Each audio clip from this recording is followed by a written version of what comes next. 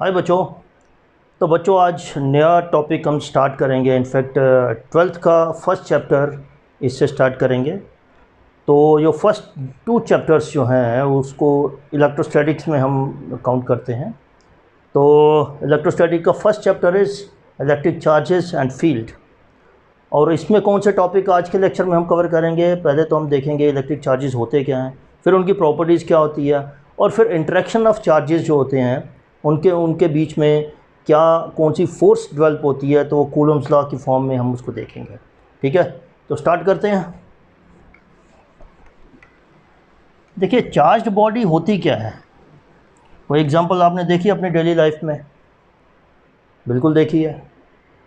कभी अपने जब बाल सूखे हों, तेल ना लगाया हो, तो उसमें जब कंघी करते हो, शायद बचपन में ऐसा कुछ एक्सपेरिमेंट किया हो। आपने नहीं किया पता नहीं, हमने तो किया था। तो देखो ऐसा है कि अगर आप कागज़ के छोटे छोटे टुकड़े काट देते हो, ठीक है, ये छोटे छोटे टुकड़े हैं कागज़ के, आपने कॉम्ब जो है ड्राई हेयर्स कंघी की है, ठीक है, तो ये कॉम्ब जो होता है, ये जो छोटे छोटे टुकड़े हैं इनको अपनी ओर अट्रैक्ट करना स्टार्ट हो जाता है। ठीक है, तो जब ऐसा ये काम करता है तो हम बोलते हैं कि कॉम्ब इज़ नाउ चार्ज्ड। ठीक है, तो चार्जिंग का मतलब क्या होता है कि एक ऐसी प्रॉपर्टी उसमें डेवलप हो जाती है जिससे वो दूसरी चीज़ों को अट्रैक्ट करता है या रिपेल करता है। ठीक है, तो अब क्योंकि ये जो चार्जिंग डेवलप हुई, ये किसकी वजह से हुई? रब करने से कॉम्ब को ड्राई हेयर्स से। ठीक है, so this is due to friction. ठीक है, तो चार्जिंग जो फ्रिक्शन की वजह से होती है उसको बोलते हैं फ्रिक्शनल इलेक्ट्रिसिटी। ठीक है, ओके। तो ये चार्जिंग जो होती है, ठीक है, ये ऐसी प्रॉपर्टी है किसी भी बॉडी की जो दूसरी बॉडी को अट्रैक्ट करती है या रिपेल करती है। ठीक है, अब देखिए आपने एटम का स्ट्रक्चर पढ़ा, उसमें होता क्या है? ऐसा कहीं एक न्यूक्लियस होता है, न्यूक्लियस के अंदर क्या होता है? आपके प्रोटॉन होते हैं और न्यूट्रॉन होते हैं, ये इलेक्ट्रॉन्स हैं। ठीक है, तो चार्ज पार्टिकल्स इसमें कौन से हैं एटम में? ये इलेक्ट्रॉन और प्रोटॉन चार्ज पार्टिकल्स हैं, यानी कि प्रोटॉन और इलेक्ट्रॉन। इसका जो चार्ज इसको माना जाता है पॉजिटिव, इसका जो चार्ज है इसको माना जाता है नेगेटिव। ठीक है, तो जनरली जो मैक्रोस्कोपिक ऑब्जेक्ट्स होती हैं, जैसे ये बोर्ड है या मैं हूँ या आप हो, ठीक है, तो ये जनरली क्या होता है, ये इलेक्ट्रिकली न्यूट्रल होती हैं।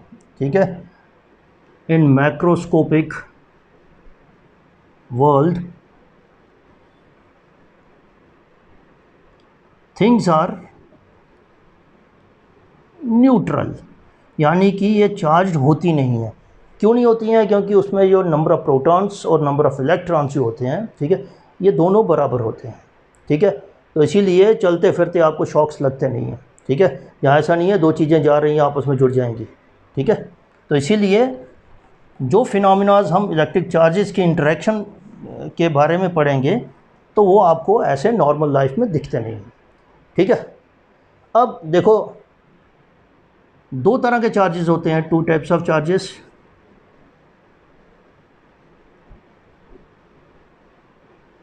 एक होता है नेगेटिव और एक होता है पॉजिटिव। देखिए नेगेटिव चार्ज कब होता है और पॉजिटिव चार्ज कब कब होता है? हमने पहले देखा कि प्रोटॉन का चार्ज क्या होता है? पॉजिटिव, और इलेक्ट्रॉन का चार्ज क्या होता है? नेगेटिव।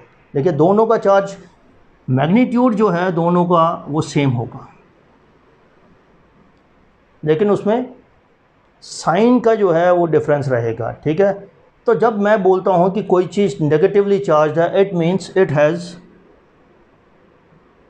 एक्सेस ऑफ इलेक्ट्रॉन्स, यानी कि इलेक्ट्रॉन्स प्रोटॉन से अगर किसी बॉडी में ज़्यादा है तो वो आपकी नेगेटिवली चार्ज बोली जाएगी। ठीक है, जिस बॉडी में इलेक्ट्रॉन डेफिशिएंट है, यानी कि प्रोटॉन जो है वो इलेक्ट्रॉन से ज़्यादा है, ठीक है, उस बॉडी को बोलेंगे पॉजिटिवली चार्ज्ड। ठीक है, तो इसमें क्या बोलेंगे? Electron deficient. तो ये बॉडीज़ जो हैं वो इलेक्ट्रॉन डेफिशिएंट होती हैं। ठीक है, तो हमने क्या सीखा कि चार्ज बॉडी क्या होती है और फिर चार्ज होता किसकी वजह से है। तो बेसिकली ये जो पार्टिकल्स हैं इलेक्ट्रॉन और प्रोटॉन, तो चार्ज जो है इसी की वजह से डेवलप होता है, एंड ओवरऑल बॉडी जो है वो चार्ज इसी की वजह से, इन्हीं का जो जिसको बोलते हैं कि डिसिमिलर नंबर जो है, ठीक है, वो इंगित करता है कि ये बॉडी चार्ज है या नहीं है। ठीक है, तो जब भी इलेक्ट्रॉन प्रोटॉन से ज़्यादा होंगे या प्रोटॉन इलेक्ट्रॉन से ज़्यादा होंगे, बॉडी चार्ज होगी। ठीक है,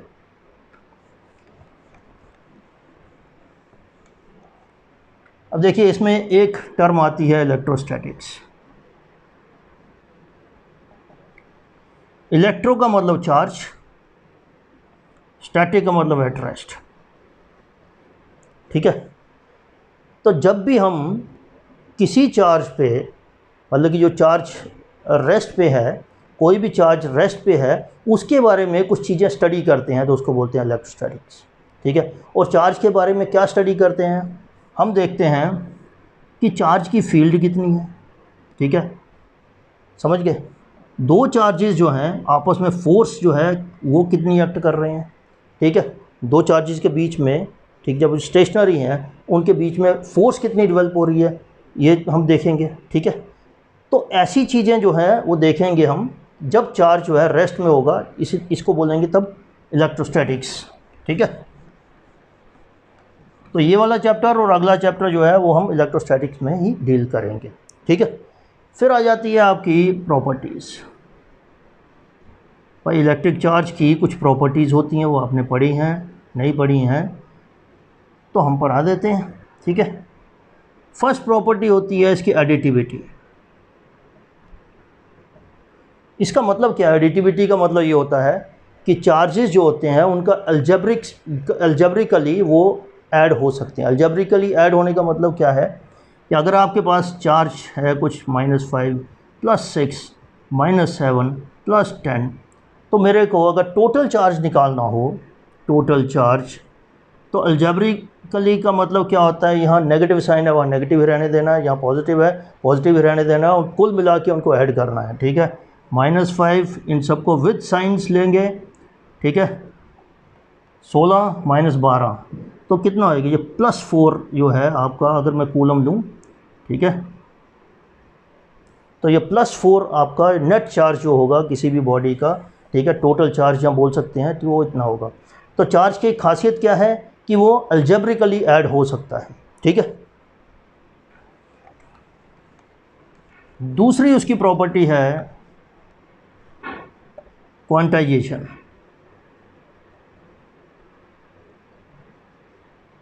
देखिए क्वांटाइजेशन का सिंपल सी एग्जांपल ये है, जब आप सीढ़ियाँ चढ़ते हो तो एट ए टाइम क्या होता है, आपको एक सीढ़ी पूरी की पूरी चढ़नी पड़ती है। ऐसा तो नहीं होता ना कि हाफ सीढ़ी चढ़ जाओ। ठीक है, तो पूरी सीढ़ी चढ़नी पड़ेगी। तो क्वांटाइजेशन का मतलब सिंपल सा ये होता है कि ये जो चार्जेस हैं they can have only discrete values. ठीक है, यानी कि चार्ज जो है वो क्या हो सकता है, NE। ठीक है, अब E क्या है, E basically charge on electron. ठीक है, वो कितना होता है 1.6 × 10⁻⁹ कूलम, और कूलम जो होता है वो चार्ज का यूनिट है। ठीक है, तो ये सिंपलेस्ट इकाई जो है, यानी कि लोएस्ट पॉसिबल चार्ज जो है वो ये है, चार्ज ऑन इलेक्ट्रॉन और प्रोटॉन। ठीक है, तो N क्या है, N होगा भाई आपका 0 ±1 ±2 सो ऑन। ठीक है, प्लस माइनस क्यों, क्योंकि चार्ज नेगेटिव भी हो सकता है प्लस भी हो सकता है। ठीक है, यानी कि N की वैल्यू आपकी 0 1 2 3 ये होल नंबर ही रहेगी। ठीक है, ये 1/2 2/3 ऐसे करके नहीं होगी। ठीक है, तो इस चीज़ को बोलते हैं क्वांटाइजेशन ऑफ चार्ज, यानी कि चार्ज जो है it will always be whole number multiple of this basic charge, यानी कि चार्ज ऑफ एन इलेक्ट्रॉन। ठीक है, लेकिन कुछ आगे फिजिक्स जब और डेवलप हुई तो देखा गया कि ये प्रोटॉन और न्यूट्रॉन जो है, ठीक है, ये कुछ ऐसे पार्टिकल से बने हैं जिनको क्वार्क्स बोलते हैं। ठीक है, अब क्वार्क्स जो हैं, ठीक है, वो दो तरह से हैं। ठीक है, एक उसका पॉजिटिव चार्ज होता है, एक का नेगेटिव होता है। पॉजिटिव चार्ज का 2/3 होता है, नेगेटिव का 1/3 होता है। ठीक है, तो अगर हमें ये देखना हो कि प्रोटॉन बनाना हो तो कितने क्वार्क्स लगेंगे, तो हम कैसे करेंगे, प्रोटॉन का चार्ज होता कितना है +1। ठीक है, तो हमें इतना नंबर लेना है क्वार्क्स का कि इसका नेट जो चार्ज होगा वो प्लस आ जाए, +1 आ जाए, ठीक है। तो कैसे हो सकता है, अगर मैं इसको करूँ, दो जो क्वार्क्स हैं पॉजिटिव साइन वाले मैंने ले लिए, ठीक है, और एक क्वार्क जो है वो मैंने नेगेटिव साइन वाला ले लिया, तो ये कितना होगा, 4/3 -1/3, तो ये कितना होगा, 3/3 इज इक्वल टू +1, ठीक है। तो इसका मतलब ये हो गया, मेरे को अगर प्रोटॉन बनाना है तो दो मेरे को क्वार्क्स लेने पड़ेंगे विद पॉजिटिव साइन, ठीक है, और एक क्वार्क लेना पड़ेगा विद नेगेटिव साइन, ठीक है। इसी तरह से न्यूट्रॉन जो है, अगर मेरे को न्यूट्रॉन बनाना है, न्यूट्रॉन का चार्ज कितना, 0, ठीक है। तो कितने क्वार्क मैं पॉजिटिव लूँगा, कितने क्वार्क मैं नेगेटिव लूँगा, ठीक है। तो कैसे किया जा सकता है कि अगर मैं ये वाला एक क्वार्क लूँ, ठीक है, और दो क्वार्क मैं लूँ नेगेटिव वाले, तो ये कितना हो जाएगा, 2/3 - 2/3 इज इक्वल टू 0, ठीक है। तो यानी कि हम बात कर रहे थे पहले quantization in terms of charge on electron, अब हम बात कर रहे हैं quantization in terms of quarks, यानी कि यहाँ भी क्वांटाइजेशन को जो वैलिड रहेगी, ठीक है। यहाँ बस वैल्यू उसकी क्या हो जाएगी, 2/3 1/3, इसका मल्टीपल होगा, यानी n 2/3 n 1/3, ठीक है। तो यहाँ भी क्वांटाइजेशन जो है वो फेल नहीं होती है, ठीक है।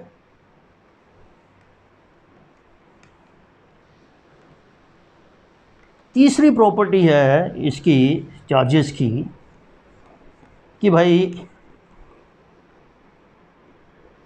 कंजर्वेशन, ठीक है।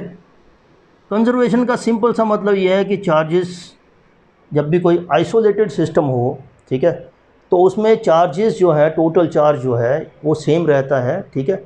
चार्ज एक बॉडी से दूसरी बॉडी में ट्रांसफ़र हो सकता है, लेकिन आप चार्ज को क्रिएट नहीं कर सकते, डिस्ट्रॉय नहीं कर सकते, ठीक है। इसकी एग्जांपल्स हैं, इसकी दो एग्जांपल्स हैं बड़ी मेन, जिसको बोलते हैं पेयर प्रोडक्शन,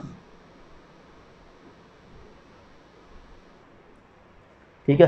पेयर प्रोडक्शन में क्या होता है, गामा रेज, देखो ये किस में बदलती है, एक तो इलेक्ट्रॉन में बदलती है और एक पॉजिट्रॉन में बदलती है, ठीक है।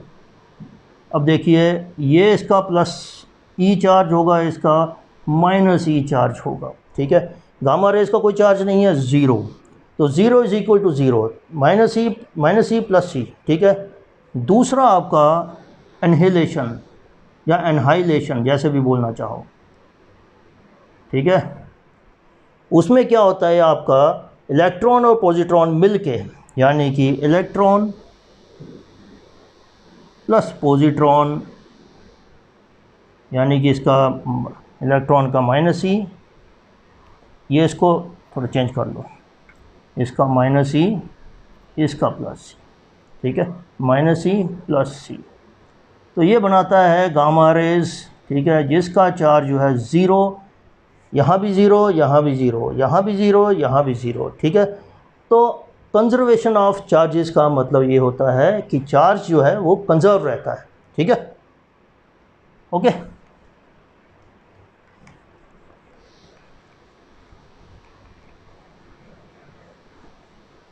तो किसी भी बॉडी में अगर मैं total charge on a body निकालना हो, ये बड़ा इंपॉर्टेंट फार्मूला है, total charge on a body is equal to Q is equal to N into E, ठीक है। E क्या है, चार्ज ऑन इलेक्ट्रॉन, और किसके बराबर है, पहले भी लिख चुके हैं हम, 10⁻⁻19 कूलम, ठीक है। तो इसके कुछ क्वेश्चंस करें, ठीक है, फिर थोड़ा और क्लियर हो जाएगा। तो क्वेश्चन है, सिंपल सा क्वेश्चन है कि कौन सा बड़ा है, 1 कूलम या चार्ज ऑन इलेक्ट्रॉन। तो नेचुरली अभी आपने देखा कि चार्ज ऑन इलेक्ट्रॉन क्या होता है, 1.6 × 10⁻⁻19 कूलम, ठीक है। तो ये तो बहुत छोटा है कूलम से, तो नेचुरली 1 कूलम इज़ बिगर, ठीक है। अब अगला क्वेश्चन है कि how many electrons are there in 1 coulomb, ठीक है। तो हमें फार्मूला क्या है हमारे पास, Q is equal to N into E, ठीक है। हमें नंबर ऑफ़ इलेक्ट्रॉन्स निकालने हैं, ठीक है। ये Q टोटल चार्ज दिया हुआ है हमें, तो Q क्या है, 1 कूलम, ठीक है। E हमें पता है 1.6 × 10⁻⁻19, ठीक है।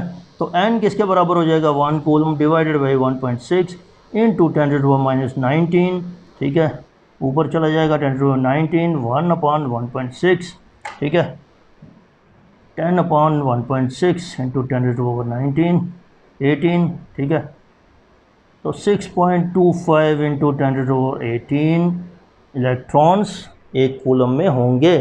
तो देखिए कूलम एक बड़ा यूनिट है, ठीक है, इतने सारे इलेक्ट्रॉन्स होते हैं एक कूलम। ओके,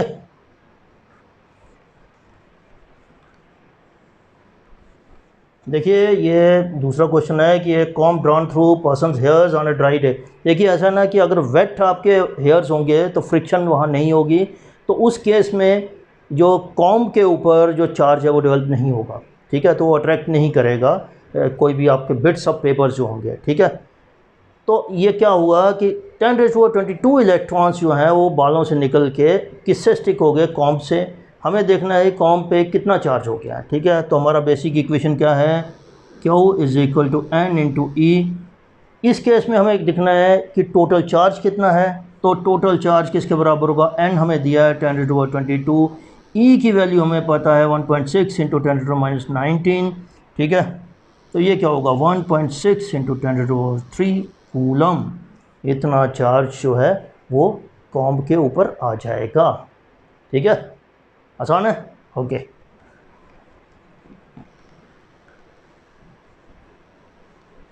तो देखिए एक क्वेश्चन है कि एक कप ऑफ वाटर है, उसमें कितना पॉजिटिव चार्ज और कितना नेगेटिव चार्ज होगा।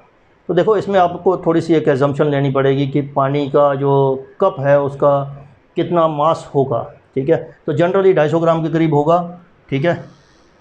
तो मास जो है वो आपका in a cup of water, in a cup of water let mass जो है वो आपका 250 ग्राम है, ठीक है।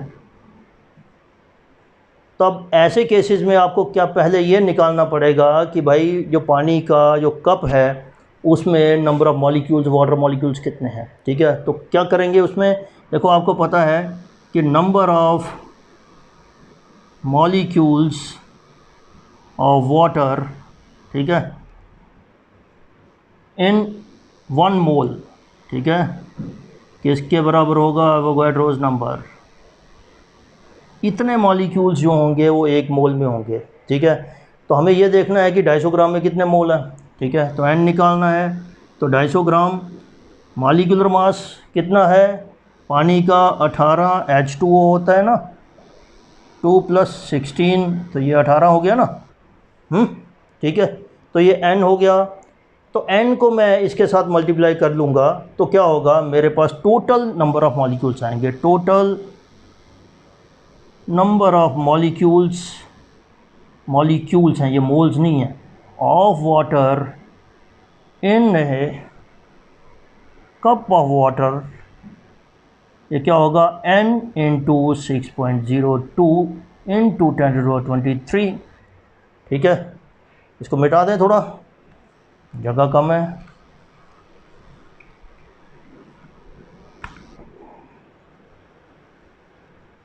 ठीक है। अब देखिए एक मॉलिक्यूल जो पानी का है, ठीक है, उसमें इलेक्ट्रॉन कितने होंगे, क्योंकि हमें टोटल चार्ज निकालना है तो हमें पता होना चाहिए कि इलेक्ट्रॉन जहाँ प्रोटॉन कितने होंगे, ठीक है। तो number of electrons in 1 water molecule, 2 तो H के होंगे और 8 होंगे इसके ऑक्सीजन के, तो ये 10, ठीक है। प्रोटॉन ये भी 10 ही होंगे, ठीक है। तो अब हमें चार्ज निकालना है, टोटल चार्ज, ठीक है। तो टोटल चार्ज, इसको हम यहाँ से मिटा देते हैं, तो टोटल चार्ज जो है वो क्या होता है n इंटू ई, ठीक है।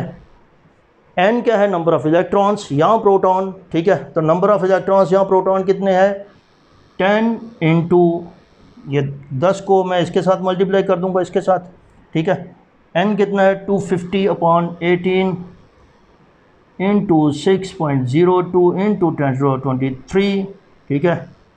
अब आई के साथ ई के साथ मल्टीप्लाई करना पड़ेगा, तभी तो चार्ज आएगा ना।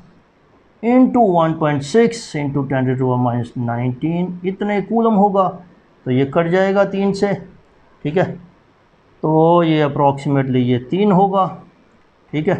16 3 48 4.8 हो जाएगा ये, इंटू 25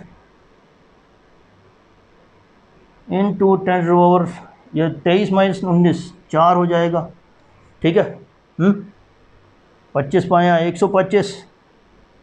इसको मैं अगर ऐसे इसको अप्रॉक्सीमेशन पे ले लूँ, इतने कूलम हो जाएगा, ठीक है, समझ गए। तो ये क्या हो जाएगा 1.25 इंटू 10⁻7 कूलम, ठीक है। इतना चार्ज इसमें, नेगेटिव भी इतना ही होगा, पॉजिटिव भी इतना ही होगा, क्योंकि जब मैं नेगेटिव की बात करता हूँ तो मैं लूँगा इलेक्ट्रॉन्स, नंबर ऑफ़ इलेक्ट्रॉन्स, और नंबर ऑफ़ प्रोटॉन्स जो है वो भी सेम है, तो इसलिए चार्ज जो है नेगेटिव और पॉजिटिव दोनों सेम रहेगा, ठीक है।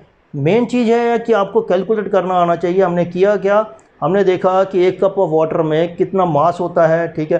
फिर मॉलिक्यूलर मास मेरे को पता था 18 होता है पानी का, नंबर ऑफ़ मोल्स निकाले, उससे मेरे को क्या पता चला कि कितने वाटर के मॉलिक्यूल्स होते हैं, और एक मॉलिक्यूल में कितने इलेक्ट्रॉन या प्रोटॉन होते हैं, वो हमने निकाला 10 होते हैं, ठीक है। फिर हमने चार्ज से मल्टीप्लाई कर दिया जो ई का चार्ज था, यानी कि इलेक्ट्रॉन या प्रोटॉन का, ठीक है। तो हमने टोटल चार्ज निकाल दिया, ठीक है, ओके।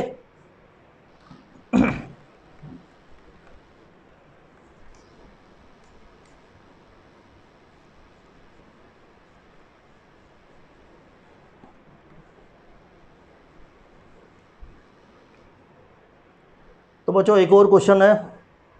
एक लेड का स्फेयर है जिसका मास है 10 ग्राम, जिसके पास एक्सेस यानी कि नेट चार्ज जो है माइनस दिस है, ठीक है। जब चार्ज माइनस होता है नेट चार्ज, तो इसका मतलब ये होता है कि इसमें इलेक्ट्रॉन्स जो है वो ज़्यादा है, ठीक है, एज़ कम्पेयर टू प्रोटॉन।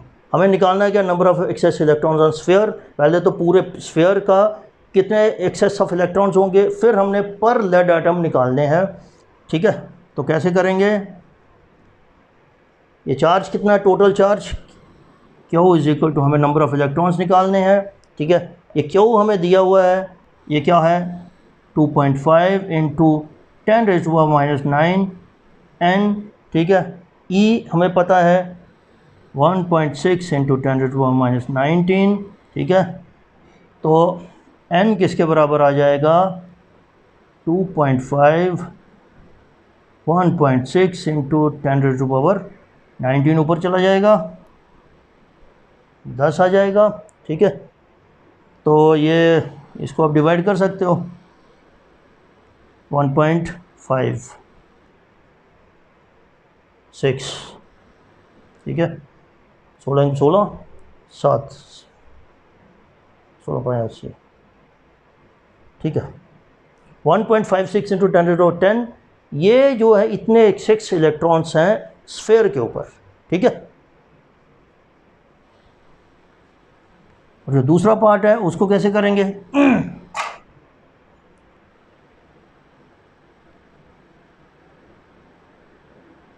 ये हम लिख लेते हैं क्योंकि इसकी ज़रूरत पड़ेगी हमें, ठीक है। सेकंड पार्ट देखो, सेकंड पार्ट में है मेरे को लेड एटम्स कितने हैं, ठीक है, 10 ग्राम में, ये देखना पड़ेगा। तो नंबर ऑफ़ मोल्स निकालने पड़ेंगे, n नंबर ऑफ़ मोल्स कितने होंगे 10 ग्राम है, ठीक है, डिवाइडेड बाई मॉलिक्यूलर मास, ठीक है 207, ठीक है। तो नंबर ऑफ़ मॉलिक्यूल्स कितने हो जाएंगे, यहाँ नंबर ऑफ़ एटम्स देखिए ऐसा है, ये लेड है प्योर एलिमेंट है इसलिए इसके एटम्स होंगे। वाटर जो है वो मॉलिक्यूल था, ठीक है, उसमें मोर देन वन एलिमेंट है इसलिए वो मॉलिक्यूल्स निकालते थे, तो यहाँ तो एटम्स ही होंगे। नंबर ऑफ़ एटम्स कितने होंगे, number of moles into Avogadro number, ठीक है, इतने एटम्स आ गए, ओके, ठीक है। और अब देखो इसमें नंबर ऑफ़ इलेक्ट्रॉन्स यहाँ से निकाल देंगे, एटॉमिक नंबर 82 है, ठीक है। तो नंबर ऑफ़ इलेक्ट्रॉन्स कितने हैं 82 ही होंगे, ठीक है। तो टोटल चार्ज जो है नंबर ऑफ एक्सेस इलेक्ट्रॉन्स, ठीक है, तो कितने होंगे per lead atom, number of excess electron जो हमारे पास हैं, ठीक है, समझ गए। तो हमें ये देखना है कि टोटल नंबर ऑफ जो है लेड एटम्स कितने हैं। तो total number of lead atoms क्या होंगे, total lead atoms will be equal to number of electrons, हाँ ठीक है, हाँ ठीक है, number of total lead atoms,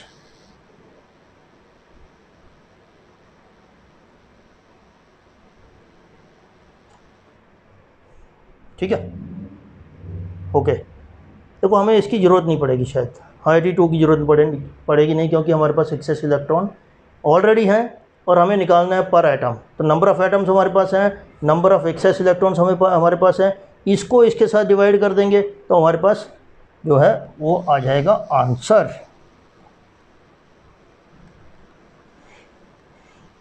तो क्या है, नंबर ऑफ ये जो है इसको हम यहाँ से लिखते हैं, ठीक है, ये किसके बराबर होगा, total excess electrons divided by total number of lead atoms, ठीक है।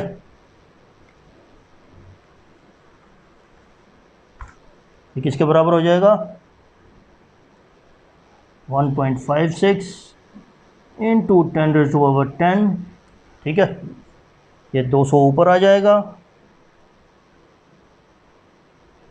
इंटू 1.5/10 इंटू 10⁻10 माइनस 23 ऊपर आ जाएगा, डिवाइडेड बाई 6.02, तो अप्रॉक्सीमेटली 5 इंटू 10⁻13 इलेक्ट्रॉन्स पर एटम होंगे, ठीक है, ओके। चलिए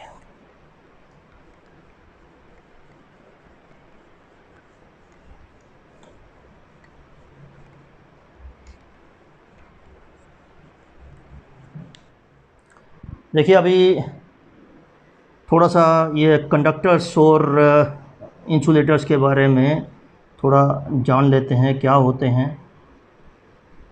सिंपल सा ये है कि जिन चीज़ों में इलेक्ट्रिक चार्ज इजीली फ़्लो कर रहा है उसको बोलते हैं कंडक्टर्स, जिसमें इजीली फ़्लो नहीं करता है उसको बोलते हैं इंसुलेटर्स, ठीक है। तो इसकी एग्जांपल क्या है, ह्यूमन बॉडी, मेटल्स,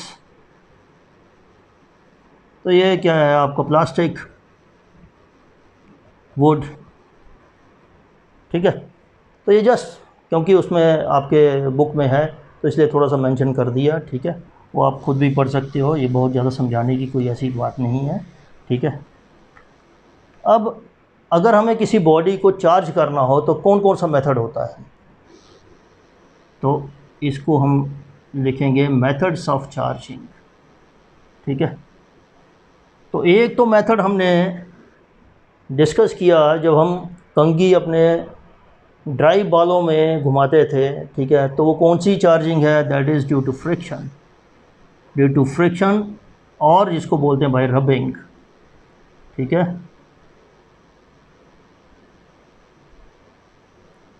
दूसरा है बाय कांटेक्ट, ठीक है। इसका मतलब क्या है, एक बॉडी है जिसका चार्ज Q है, एक बॉडी है जिसका चार्ज 0 है, ठीक है। तो जब ये दोनों बॉडीज़ जो हैं टच करेंगे, कांटेक्ट में आएंगी, तो क्या होगा, दोनों का चार्ज जो है डिस्ट्रीब्यूट हो जाएगा, Q/2 हो जाएगा, ठीक है, समझ गए। यानी कि ये कांटेक्ट में आके अब इनको छोड़ा जाएगा तो ये Q/2 हो जाएगा, ठीक है। तो कांटेक्ट से भी आप चार्जिंग कर सकते हो। तीसरा है इंडक्शन, ठीक है। देखिए इसमें कांटेक्ट ज़रूरी है, इसमें भी कांटेक्ट ज़रूरी है, इसमें जो है कांटेक्ट ज़रूरी नहीं है। तो करते क्या हो, आप कोई भी एक चार्ज रॉड ले आते हो, लेट्स से ये पॉजिटिव चार्ज है, एक अनचार्ज कोई भी बॉडी ले आते हो, देखिए ये अनचार्ज होनी चाहिए, ठीक है। अब आपको पता है कि कोई भी बॉडी हो इलेक्ट्रिकली न्यूट्रल बॉडी में कुछ पॉजिटिव चार्ज होते हैं, कुछ आपके नेगेटिव चार्ज होते हैं, दोनों इक्वल होते हैं, ठीक है। तो अब ये पॉजिटिव है, तो जो इसमें नेगेटिव चार्जेस होंगे वो यहाँ अलाइन कर लेंगे, यानी कि इसको ये अट्रैक्ट करेगा, ठीक है। उससे पहले मैं आपको बता दूँ कि एक फंडामेंटल लॉ है, वो आप बचपन से पढ़ते आ रहे हो कि like charges repel and unlike charges attract each other, ठीक है। तो यही हो रहा है। ये जो स्फीयर है, इसके जो नेगेटिव जो चार्जेस थे उनको ये रॉड ने, जो चार्ज रॉड थी पॉजिटिवली चार्ज, उसने अट्रैक्ट कर लिया, ठीक है। तो क्या हुआ, ये इनका सेपरेशन होगी, चार्ज सेपरेशन, ठीक है, समझ गए। अब ये इसको टच नहीं कर रही, ठीक है, जस्ट इसके पास है, ठीक है। अब मैं अगर इसको अर्थिंग कर दूं, ठीक है, अर्थिंग करने का मतलब ये होता है एक वायर मैं इसके कांटेक्ट में ला के ज़मीन में गड़ा दूं, ठीक है, तो क्या होगा, ये वाला चार्ज जो है ये फ़्लो कर जाएगा, ठीक है। अब ये फ़्लो कर जाएगा, तो जब मैं अर्थिंग हटा लूँगा, ठीक है, तो ये जो चार्ज ये बचा, ठीक है, ये जो नेगेटिव चार्ज ये बचा, ठीक है, तो ये क्या होगा, पूरा का पूरा चार्ज हो जाएगा और ये डिस्ट्रीब्यूट हो जाएगा, ठीक है। तो यानी कि इलेक्ट्रिकली न्यूट्रल स्फीयर जो है आपने उसको नेगेटिवली चार्ज बना दिया बाय वे ऑफ इंडक्शन, और इंडक्शन में कांटेक्ट जो है ज़रूरी नहीं है, ठीक है।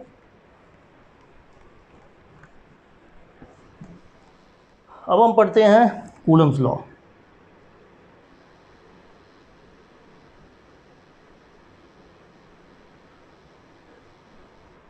देखिए सिंपल सी बात है कि कूलम्स लॉ क्या कहता है कि अगर कोई चार्ज है, कोई दो चार्जेस हैं which are separated by a distance r, ठीक है, तो उनके बीच में जो फोर्स है, ठीक है, वो किसके प्रोपोर्शनल होती है, it is proportional to multiplication of the individual charges, ठीक है, and it is inversely proportional to the distance of separation, यानी कि r, ठीक है। तो आपको पता है, इसको मैं ऐसे लिख सकता हूँ, जब भी प्रोपोर्शनलिटी हटानी हो तो आपको कोई कांस्टेंट लगाना पड़ेगा, तो f इज इक्वल टू, इस केस में k आ जाता है कांस्टेंट, ठीक है, समझ गए।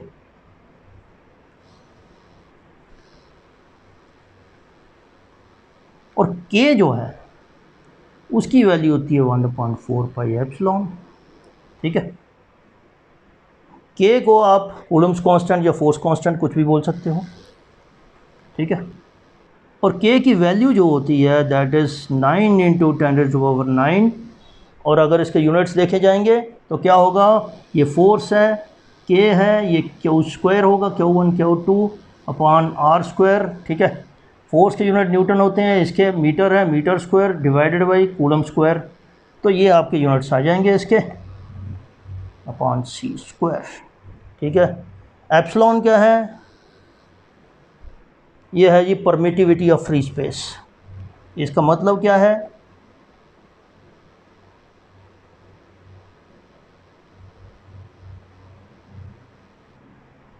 देखो इसका मतलब सिंपल सा ये है कि ये दो चार्जेस के बीच में जो मीडियम है, ठीक है, अगर कोई भी मीडियम नहीं है तो उसको फ्री स्पेस बोलते हैं या वैक्यूम बोलते हैं, ठीक है। वो इन दोनों के बीच में जो फोर्स डेवलप हो रही है उसको अपने थ्रू कितना पास होने देती है उसको बोलते हैं परमिटिविटी, ठीक है। अगर ये फ्री स्पेस है या वैक्यूम है तो उसको बोलते हैं परमिटिविटी ऑफ फ्री स्पेस। अगर ये कोई मीडियम होगा तो परमिटिविटी ऑफ दैट मीडियम, ठीक है। क्यों ऐसा बोलते हैं, क्योंकि जैसे ही वैक्यूम के अलावा कोई चीज़ उसमें आती है, ठीक है, जैसे पानी आ जाता है या एयर आ जाता है, तो क्या होता है, ये फोर्स जो है ये रिड्यूस हो जाती है, ठीक है, समझ गए। तो इसीलिए इसको ये ई नॉट का मतलब कि विदाउट एनी मीडियम, ठीक है। इसकी वैल्यू कितनी होती है 8.85 × 10⁻12। इसके यूनिट्स क्या होते हैं ये आपको देखने हैं, इसके उल्टा होगा, ठीक है, ये आपके लिए होमवर्क है, ओके। तो यानी कि कूलम्स लॉ जो है क्या है आपका, ये Q1 Q2 अपॉन r², तो इसका मतलब ये हो गया, अगर मैं डिस्टेंस इन दोनों के बीच में बढ़ा दूँ, डबल कर दूँ, तो क्या होगा, फोर्स जो है वो 4 गुना कम हो जाएगी, 1/4 हो जाएगी। इनको मैं दोनों को डबल कर दूँ, इसको मैं हाफ़ कर दूँ, ठीक है, तो क्या होगा, ये 4 गुना हो जाएगी, 4 ऊपर आ जाएगा, 16 गुना फोर्स जब बढ़ जाएगी। ठीक है, तो इस तरह के क्वेश्चंस आते हैं। ठीक है, उसमें करना कुछ नहीं होता, प्रोपोर्शनैलिटी देखनी होती है आपको। ठीक है, तो ये था सिंपल आपका कूलम्स लॉ। अब कूलम्स आप वेक्टर फॉर्म में कैसे करेंगे भाई, लोगों को बड़ी कन्फ्यूजन होती है।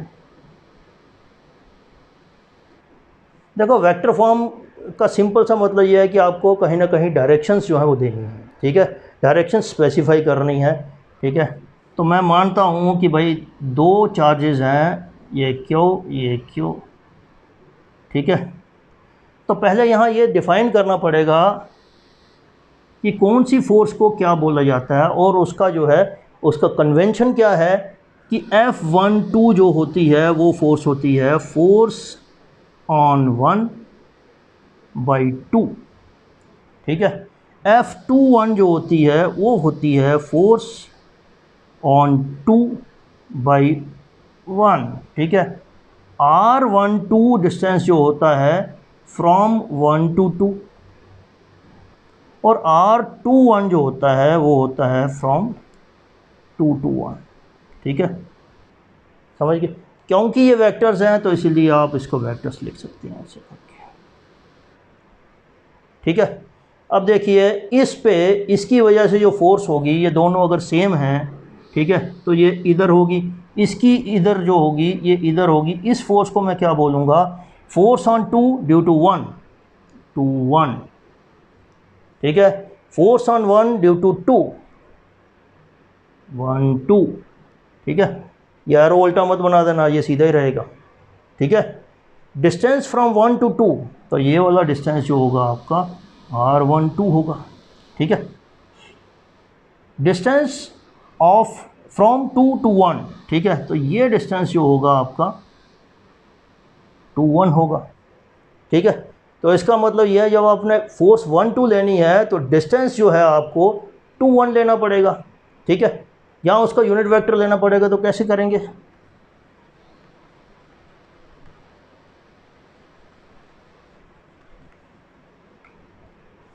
F12 यानी कि फोर्स ऑन 1 ड्यू टू 2। ठीक है, तो क्या होगा, K Q1 Q2 divided by R को R ही रहने दो। ठीक है, इनटू यूनिट वेक्टर किस डायरेक्शन में, 2 1, क्योंकि फोर्स किसकी वजह से लग रही है, 2 की वजह से, 1 के ऊपर, तो यहाँ से डिस्टेंस आएगा ये। ठीक है, इसी तरह से F21 जो होगा उसमें अपॉन R²। ठीक है, यहाँ से डिस्टेंस मेज़र करेंगे इधर। ठीक है, समझ गए। अब R21 और R12 ये दोनों अपोजिट हैं। ठीक है, तो इसका मतलब क्या हो गया कि force 1 2 is equal to minus of 4 2 1, force 2 1। ठीक है, क्योंकि R21 और R1 जो दोनों हैं अपोजिट डायरेक्शन में। ठीक है, तो सिमिलरली ये आपका जो अगर नेगेटिव और पॉजिटिव चार्ज होगा, यानी कि अनलाइक चार्जेस होगा, तो भी ये वैलिड रहेगा। ठीक है, तो इसका मतलब क्या हो गया कि आपका कूलम फोर्स जो है it obeys Newton's third law. ठीक है, सो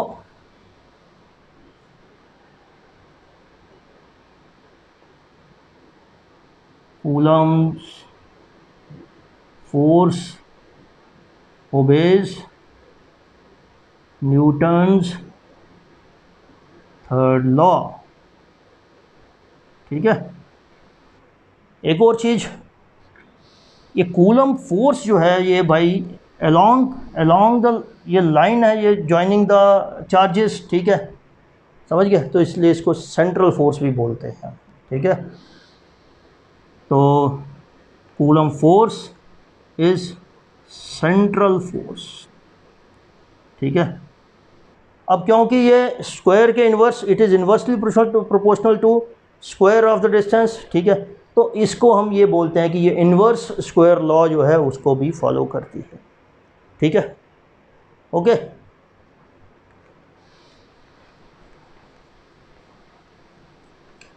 अभी इसमें एक और चीज़ करते हैं कि ये तो हमने देखा कि भाई ये जो एक्सप्रेशन हमने जो निकाला इसका कूलम फोर्स का, ये क्या था, F इज़ इक्वल टू के Q1 Q2 upon are square. ठीक है, इसको हम ऐसे भी लिखते हैं।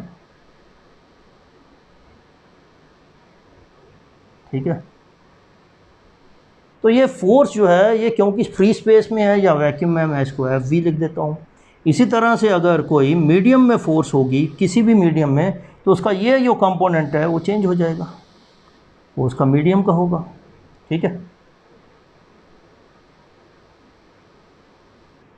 अगर मेरे को ये देखना हो कि इनमें फ़र्क क्या पड़ता है, ठीक है, तो मैं दोनों को डिवाइड कर दूँ, F V upon F M, इससे मेरे को पता चल जाएगा मीडियम का फ़र्क क्या पड़ता है। ठीक है, तो ये हो जाएगा 1/4 pi epsilon Q1 Q2 upon are square into 4 pi epsilon Q1 Q2 r square, ये कट जाएगा।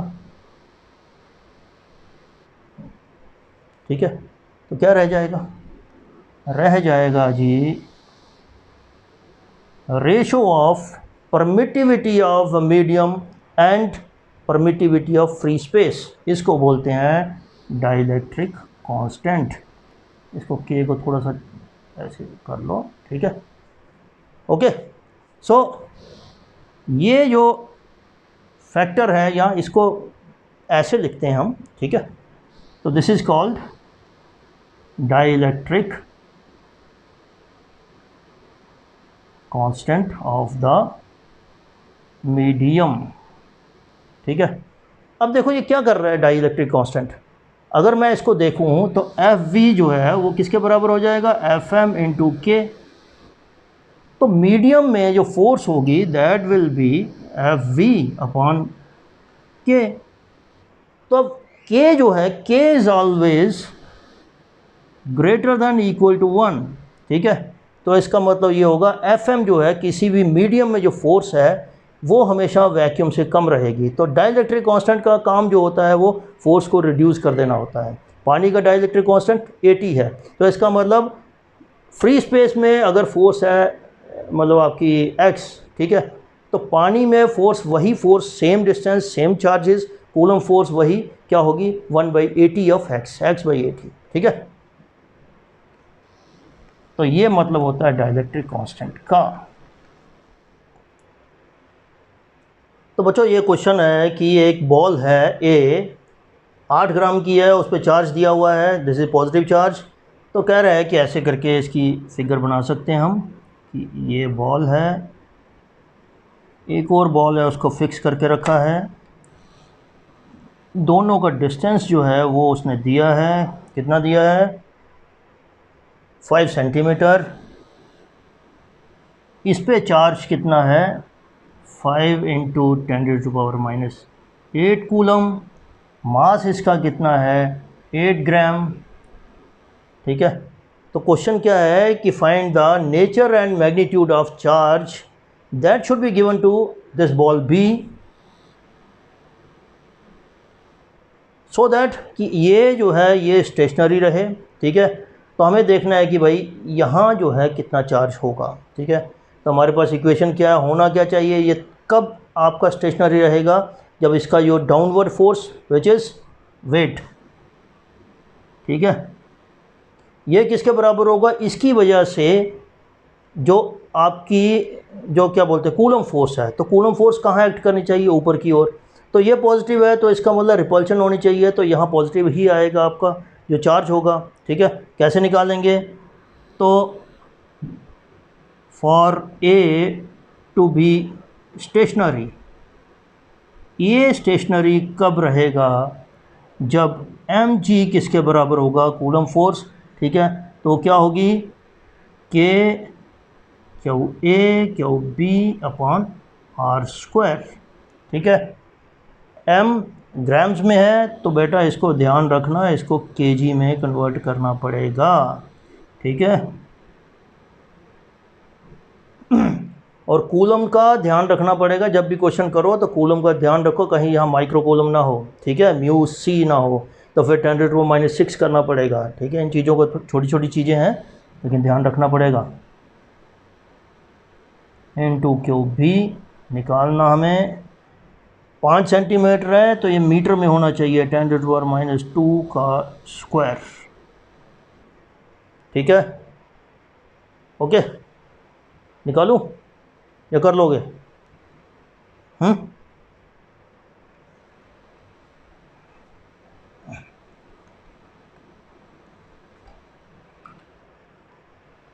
निकालना क्या है? क्यूब भी निकालना है, ठीक है। 8 इंटू 10⁻³ -2 इंटू ये कितना है 5, ठीक है। हाँ okay, 5 into 10⁻⁻⁴ divided by 9 into 10⁻⁹ into 5 into 10⁻⁸, ठीक है। ये कट गया, तो 8/9 इंटू 5 इंटू ये 1 आ गया -6, 10⁻⁻⁶, और 9 -8 1, तो -1, ठीक है। तो ये करीब करीब आपका 4.5 इंटू 10⁻⁷ कूलम आएगा, ठीक है। क्योंकि ये 8 है, 9 है, तो ये 1 से कम ही होगा, ठीक है। अराउंड 0.9 होगा, तो 0.9 इंटू 5 4.5, ठीक है। तो साइन क्या होगा? पॉजिटिव, क्योंकि रिपल्शन होगी तभी ये उसको ऊपर उठाएगा और तभी ये स्टेशनरी हो पाएगा, ठीक है।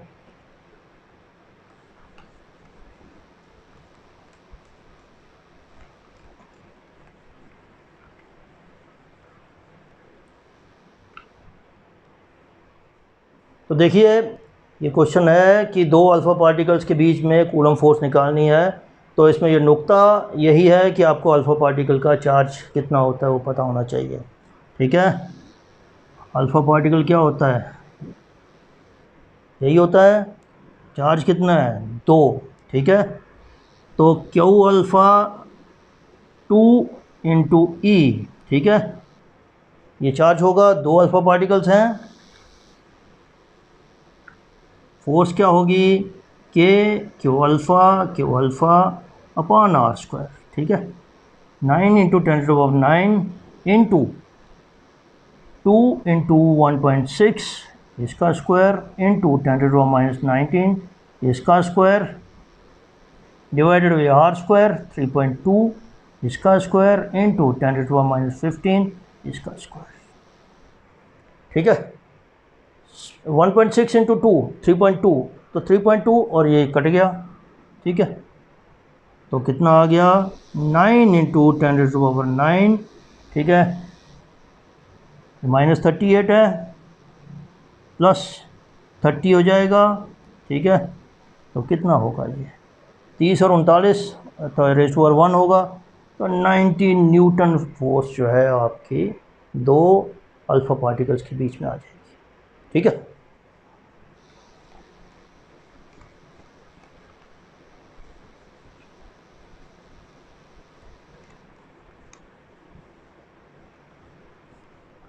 तो बच्चों ये क्वेश्चन है कि दो स्फेयर्स हैं ए और बी जिनका चार्जेस है क्यू, ठीक है। तीसरा अनचार्ज स्फेयर है, उसको पहले ए के साथ टच किया, फिर उसको बी के साथ टच किया, ठीक है, और फिर सेपरेट कर दिए तीनों।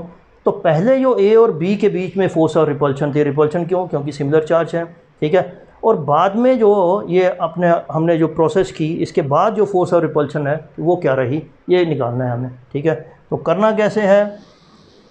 ये ए है, ठीक है, ये आपका लेट से सी है, सी कौन सा चार्ज है, सी कौन सा स्फेयर है? थर्ड स्फेयर, ठीक है। ये बी है, ये सी है। तो जब पहली बार जब ए के साथ सी टच हुआ तो सी का चार्ज कितना था? 0, ए का कितना था? क्यू, ठीक है। तो जब ये टच हुए ए और सी, ठीक है, तो क्या हो गया? डिस्ट्रीब्यूट हो गए, ए का चार्ज Q/2, सी का चार्ज Q/2, क्योंकि टोटल चार्ज क्यू था, दो स्फेयर हैं सिमिलर, डिवाइड हो गया इक्वली, ठीक है। अब सी को मैंने चार्ज लगाया किसके साथ, बी के साथ। बी का क्या चार्ज था, क्यू। सी का क्या है, Q/2, ठीक है। टच किया, ठीक है। तो ये टोटल चार्ज कितना हो गया, Q + Q/2, 3/2Q, इतना ही होगा, ठीक है। तो क्या होगा, 3/2Q किसके बराबर है, कई बार आपको पता भी नहीं चलेगा भाई।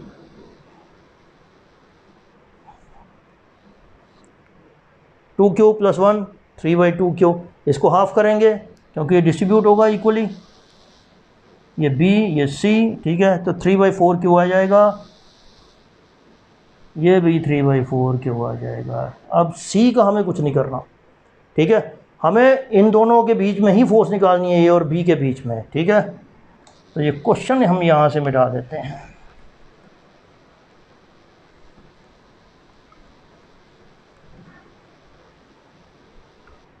तो अगर इनिशियल फोर्स जो है मैं देखूं कितनी होगी, Q/B/r², K/Q², क्योंकि वो Q ही था, ये इनिशियल फोर्स। बाद की फोर्स जो है फाइनल, ये क्या होगी, QA का चार्ज कितना हो गया, Q/2, QB का चार्ज कितना हो गया, 3/4Q डिवाइडेड बाई r², ठीक है। इसको मैं ऐसे लिख सकता हूँ, 3/8 इंटू K/Q²/r², ठीक है। या मैं इसको इन दोनों को डिवाइड करके भी ये चीज़ मैं लिख सकता हूँ। तो ये इनिशियल आपकी फोर्स है, ठीक है। तो आपकी फोर्स जो है चेंज हो जाएगी, कितनी आ जाएगी, 3/8 of initial force of repulsion, ठीक है। तो ऐसे क्वेश्चन ऐसे करने होते हैं।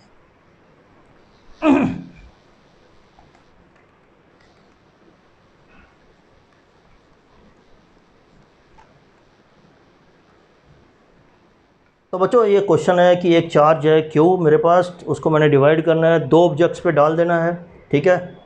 तो मेरे को ये देखना है कि भाई ये दोनों ऑब्जेक्ट्स का इंडिविजुअली चार्ज क्या क्या होगा, ठीक है, such that the force between them is maximum, ठीक है। तो अगर मैं बोलूँ कि एक बॉडी का चार्ज Q है तो दूसरी का कितना हो जाएगा, Q-Q, ठीक है, ओके। तो फोर्स क्या होगी, force is equal to K - Q/r², ठीक है। तो हमने पढ़ा था बेसिक मैथ्स में कि जब मैक्सिमा या मिनिमा के लिए मेरे को क्या करना पड़ता है, डिफरेंशिएट करना पड़ता है। तो यानी कि ये ज़ीरो होना चाहिए फॉर मैक्सिमम फोर्स, ठीक है। तो ये क्वांटिटी, इसको आप डिफरेंशिएट करोगे तो क्या होगा कि d/df/dq ऑफ Q/Q, ठीक है। तो ये r² तो कॉमन, ये अपना कांस्टेंट है, K/r², ये कांस्टेंट है, तो इसको हमने छेड़ना नहीं है, ठीक है। तो हमने डिफरेंशिएट करना है इसको, प्रोडक्ट रूल लगाओ, ठीक है। तो क्या होगा, Q d/dq Q-Q plus Q-Q d/dq of Q, ठीक है। ये क्या होगा, Q इंटू, इसके साथ तो डिफरेंशिएट नहीं होगा तो इसी के साथ होगा, -1 आ जाएगा इसका, प्लस इसका 1 हो जाएगा, दिस इज इक्वल टू 0, ठीक है। तो ये क्या होगा,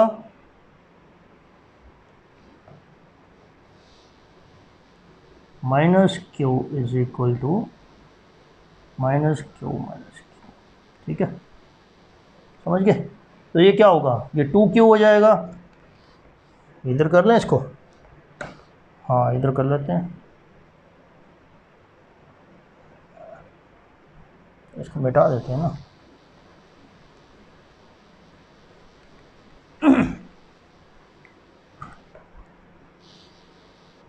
ये माइनस माइनस कट जाएगा, ठीक है। Q is equal to Q-Q, ठीक है। 2Q is equal to Q, ठीक है। Q is equal to Q/2, ठीक है। तो अगर एक ऑब्जेक्ट के ऊपर Q/2 होगा तो दूसरे के ऊपर भी Q/2 होगा, ठीक है। तो इस तरह से आपको निकालना है, ठीक है।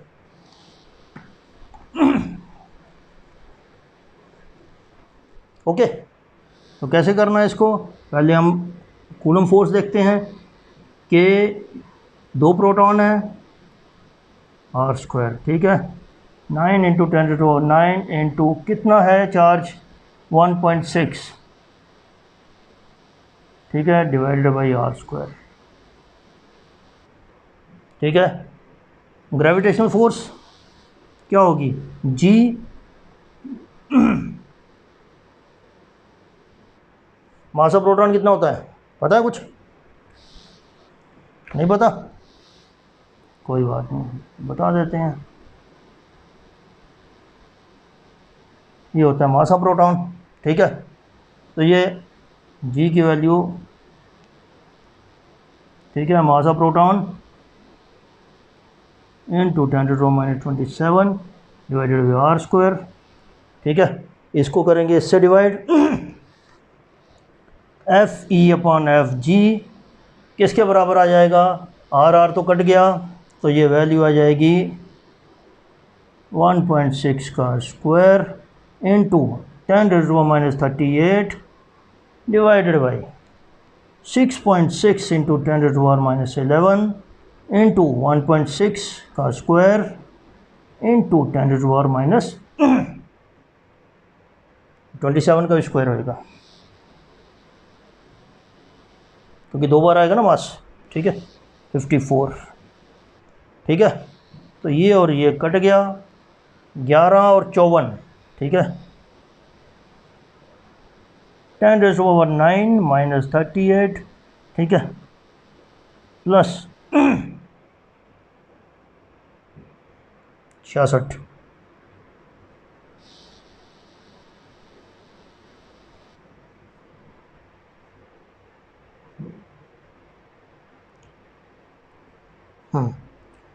इसको थोड़ा सा चेक कर लेना, ठीक है।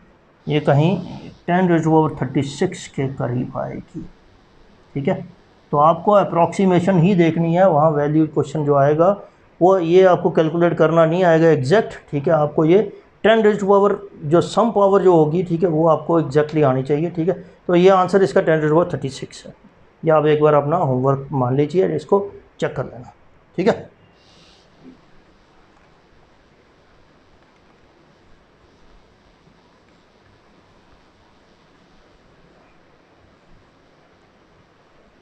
तो बच्चों दूसरा टॉपिक इसमें एक है कि फोर्स बिटवीन मल्टीपल चार्जेस, जिसको सुपरपोजिशन प्रिंसिपल बोलते हैं। ये भी थोड़ा सा देख लेते हैं।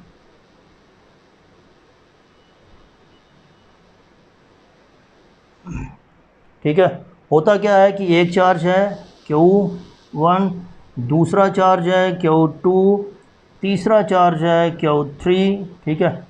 इसके बीच में डिस्टेंस R2 है, ये R3 है, ठीक है। इसी तरह से Q4 R4 है, ठीक है। तो ये Q1 के ऊपर इन चार्जेस की वजह से जो फोर्स लगेगी वो क्या होगी? F किसके ऊपर? एक के ऊपर, ठीक है। टोटल जो होगी एक नंबर चार्ज के ऊपर कितनी होगी? वो होगी भाई F12 plus F13 plus F14, ठीक है, प्लस सो ऑन, ठीक है। तो इसमें मेन चीज़ जो है समझने की क्या है कि जब मैं Q1 की बात करता हूँ तो इन दोनों की आपस में क्या फोर्स है, ये मेरे को उससे कोई मतलब नहीं है। यानी कि जब Q1 की बात करूँगा तो इसकी जो Q2 की वजह से यहाँ फोर्स है, Q4 की वजह से यहाँ फोर्स है, Q3 की वजह से यहाँ फोर्स है, ठीक है। वो सारी की सारी they are independent of each other. तो सुपरपोजिशन का मतलब सिंपल सा यही है कि जब भी आपको किसी पर्टिकुलर चार्ज पे देखना है तो दूसरा चार्ज को भूल जाना है। अगर मैं Q2 की बात करता हूँ तो Q4 और Q3 को भूल जाना है, Q3 की बात करता हूँ Q2 और Q4 को भूल जाना है, ठीक है। बस इतनी सी बात कहते हैं, ठीक है। क्वेश्चन करेंगे समझ में आ जाएगा।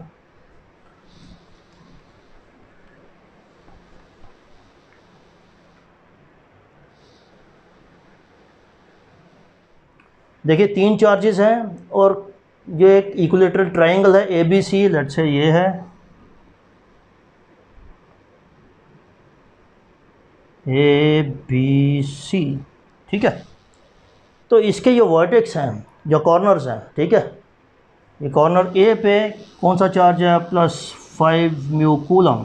B पे क्या है? +10, म्यू कूलम, सी पे क्या है -10 म्यू कूलम, और इसकी साइड है 5 सेंटीमीटर।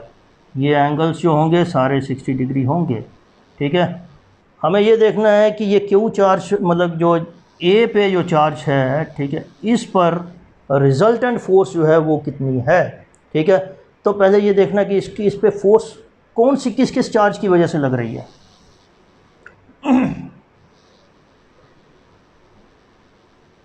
देखो ये पॉजिटिव है, ये पॉजिटिव है, इसका मतलब इसकी वजह से जो फोर्स लगेगी वो ये रहेगी।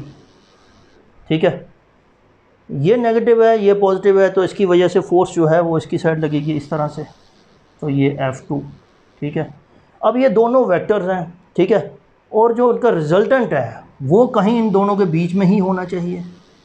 ठीक है, अब हमें ये पता है कि ये 60 है, ये पूरा का पूरा एंगल 180 है।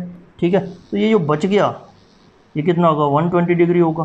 ठीक है, तो इसका मतलब ये हो गया, ये वैसा ही केस आ गया कि दो वेक्टर हैं विद थीटा 120 डिग्री। ठीक है, हमें उसका रिजल्टेंट निकालना है, पैरेललोग्राम लगाओ वेक्टर एडिशन का। ठीक है, तो क्या होगा, पहले हमें F1 निकालनी पड़ेगी, K इंटू कितना होगा 5 इंटू 10⁻⁻6, ये मत भूलना, इंटू 10 इंटू 10⁻6। ठीक है, 5 इंटू 10⁻2 स्क्वायर। ठीक है,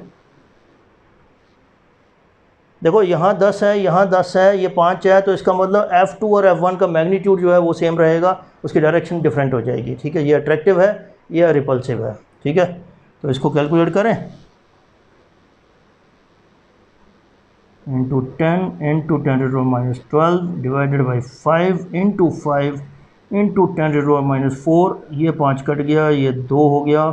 ठीक है, 9 और 12 -3 और 4 उधर हो गया। ठीक है, और इंटू 2, 9 इंटू 2 इंटू 10, ये हो गया 180 न्यूटन। ये होगा 9 2 18 -3 4, हाँ ठीक है 180 न्यूटन। ठीक है, सिमिलरली F2 भी कितना होगा F2 ये भी आपका 180 न्यूटन होगा। क्यों, ये चार्ज 5 और -10। ठीक है, ये सिर्फ माइनस का फ़र्क है, यहाँ 10 यहाँ 10, मैग्नीट्यूड दोनों का सेम है, फोर्स का मैग्नीट्यूड सेम रहेगा F1 और F2 का। ठीक है, तो मेरे को रिजल्टेंट निकालना है। ठीक है, तो रिजल्टेंट फोर्स एट ए क्या होगा, √F1 square F2 square plus 2F1 F2 cos of theta. Cos theta कितना है 120 डिग्री। ठीक है, तो ये क्या होगा 180 डिग्री का स्क्वायर प्लस 180 डिग्री का स्क्वायर, डिग्री नहीं 180। ठीक है, प्लस 2 180 स्क्वायर, और ये -1/2 होता है कॉस 120, तो ये कट गया, ये माइनस आ जाएगा, ये माइनस और माइनस ये कट जाएगा।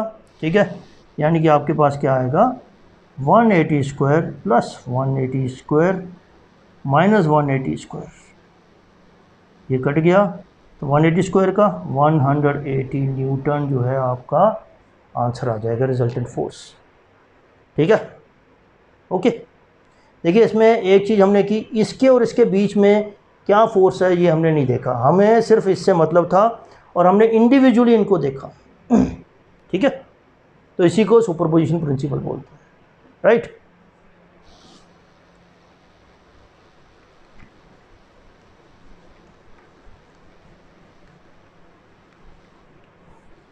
देखिए कुछ एप्लीकेशंस आती हैं कूलम्स लॉ की, तो एक एप्लीकेशन के बारे में मैं बता देता हूँ, बाकी जो है नेक्स्ट लेक्चर में दूसरी एप्लीकेशन लैमिस थ्योरम है एक, और एक स्ट्रिंग्स के जो आपके क्वेश्चंस हैं, ठीक है, वो आते हैं इलेक्ट्रोस्टैटिक्स के क्वेश्चंस आते हैं जी और नीट में।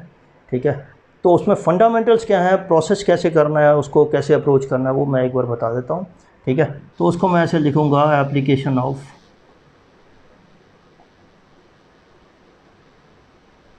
Coulomb's force. ठीक है, इसमें सिंपल सा क्या रहता है कि दो स्ट्रिंग्स हैं और उनके साथ बॉल्स लटकी हुई हैं, चार्ज्ड बॉल्स, ठीक है। तो इन दोनों का जो चार्ज है वो Q है, ठीक है। और ये स्ट्रिंग्स हैं, ये एंगल थीटा है, ये एंगल थीटा है, ठीक है। अब ये चार्ज्ड बॉल्स जो हैं, ठीक है, क्या करेंगी, ये एक दूसरे को रिपेल करेंगी और किसी एक पोजीशन पे आएंगी जो पोजीशन इक्विलिब्रियम की होगी, ठीक है। तो ये इसका जो डिस्टेंस है, लेट्स से ये r है, ये डिस्टेंस l है, ठीक है। अब देखिए अगर इन दोनों का मास m है, ठीक है, तो मेरे को ये देखना है कि भाई अगर इसमें टेंशन निकालनी होगी तो कितनी होगी, ठीक है, या मेरे को ये डिस्टेंस निकालना होगा, ये डिस्टेंस निकालना होगा। तो इन चीज़ों को हम कैसे अप्रोच कर सकते हैं, ठीक है। तो इसके लिए सिंपल सा आपको देखिए, आपको इक्विलिब्रियम फोर्सेस देखना पड़ेगा, ठीक है। कोई भी बॉल ले लो, ठीक है, लेट्स से ये, ठीक है। तो मैं ये वाली बॉल ले लेता हूँ, ठीक है, ऐसे करके ये बॉल है, इसको ऐसे करते हैं, थोड़ा सा बड़ा बनाते हैं, ठीक है, ठीक है। ये ए बॉल है, ए बी, ठीक है, दिस इज़ ए बॉल, ठीक है। अब देखिए ए के ऊपर कौन कौन सी फोर्स लग रही है। पहली तो इसका अपना वेट लग रहा है mg, ठीक है, ये थीटा, ये इसका टी टेंशन है, यानी कि इसमें भी टी टेंशन है, इसमें भी टी टेंशन है, ठीक है, ये इसका mg है, ठीक है। तो एक तो इस पर टेंशन लग रही है, टेंशन का कौन सा कंपोनेंट लग रहा है वो बताता हूँ मैं, ठीक है। नीचे की ओर mg है और रिपल्शन जो है आपकी इलेक्ट्रोस्टैटिक रिपल्शन, तो इलेक्ट्रोस्टैटिक फोर्स जो है वो इस साइड लग रही है, ठीक है, समझ गए। तो ये थीटा है, तो ये वाला कंपोनेंट जो होगा इसका, ये आपका टी कॉस ऑफ थीटा होगा, ठीक है। और इसका जो ये वाला कंपोनेंट होगा वो क्या होगा, आपका टी साइन ऑफ थीटा होगा, ठीक है। तो अब देखो आप इन फोर्सेस को अगर आप देखो, इसको मिटा देते हैं। अब अगर मैं इक्विलिब्रियम ऑफ फोर्सेस लूँ, ठीक है, तो क्या रहेगा इसमें, टी साइन थीटा जो है, ठीक है, देखिए ये इस साइड है, इलेक्ट्रोस्टैटिक फोर्स जो इस साइड है, तो ये क्या है, इलेक्ट्रोस्टैटिक फोर्स के बराबर है, which is equal to Q square upon R square, यही है, ठीक है। और अगर मेरे को वर्टिकल कंपोनेंट देखना पड़ेगा तो ये है, ठीक है, किसके बराबर है, mg के बराबर, ठीक है। मेरे को थीटा अगर निकालना है, दोनों को मैं डिवाइड करूँगा तो tan theta is equal to किसके बराबर होगा, Q square upon R square into mg, ठीक है। तो ऐसे मैं ये tan थीटा निकाल सकता हूँ, ठीक है। सिमिलरली मेरे को अगर ये टेंशन निकालनी है तो मैं क्या करूँगा, अगर मैं इन दोनों को स्क्वायर कर दूँ और ऐड कर दूँ, ठीक है, स्क्वायरिंग 1 and 2 एंड ऐड, ठीक है, तो क्या होगा, ये हो जाएगा भाई आपका इज इक्वल टू, इन दोनों को ऐड कर दो,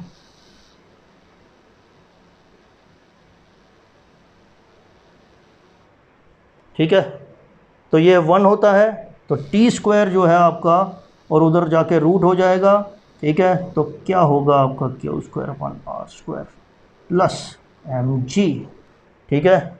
तो ऐसे आप इसकी टेंशन भी निकाल सकते हो, इस फार्मूला से आप इसका थीटा भी निकाल सकते हो, ठीक है। तो इस तरह से इसको अप्रोच करना, यानी कि आपको ये जो फ्री बॉडी डायग्राम बनानी है, ठीक है, इसमें आपको जो फोर्सेस का इक्विलिब्रियम देखना है, ठीक है। तो इक्विलिब्रियम में आपको वर्टिकल कंपोनेंट और हॉरिजॉन्टल कंपोनेंट जो है वो इक्वेट कर रहे हैं, ठीक है, वहाँ से आपको ये सारी चीज़ें आ जाएंगी। बाकी अगले लेक्चर में हम इसकी प्रैक्टिस भी करेंगे, इसके 1-2 क्वेश्चन करेंगे और साथ में लैमिज थ्योरम करेंगे, ठीक है। तब तक के लिए इजाज़त, थैंक यू। सब्सक्राइब करिए और कमेंट करिए कमेंट सेक्शन पे, थैंक यू।